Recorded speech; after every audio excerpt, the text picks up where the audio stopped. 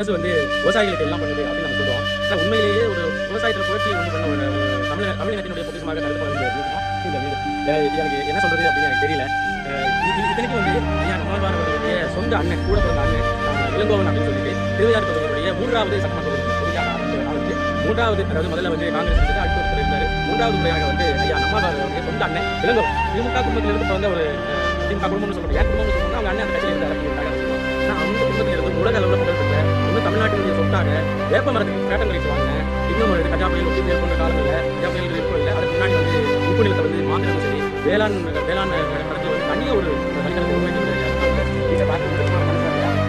என்னென்ன கலைஞர் காய்கள் வைக்கிறாங்க, பேனா வைக்கிறாங்க, ஒன்றுமே செய்யாத ஒரு ஆட்களுக்கெல்லாம் இந்த வேலையை செய்கிறது ஒரு தமிழினத்தின் சொத்தாக இருக்கப்பட வேண்டிய கொண்டாடப்பட வேண்டிய ஒரு நபரினுடைய ஒரு ஆளுமையுடைய பாருங்க.